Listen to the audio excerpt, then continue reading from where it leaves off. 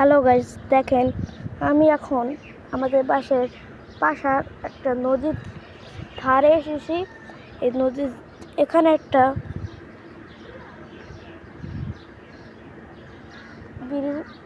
Bridge বানাচ্ছে।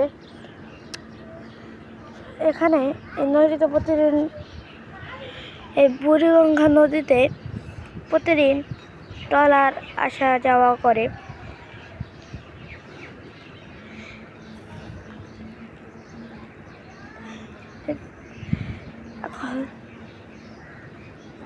Trawler আসা যাওয়া করে প্রতিদিনে 12 ট্রলার।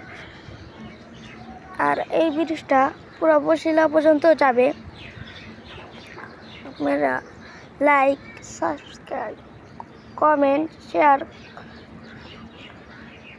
শেয়ার করবেন, ভিডিওটা দেখবেন, তারপর যাবেন, তাছাড়া যাবেন না। আপনাদের জন্য আমি কত কষ্ট করে ভিডিও বানাচ্ছি, আপনারা লাইক, কমেন্ট, শেয়ার, সাবস্ক্রাইব করতেছেন না।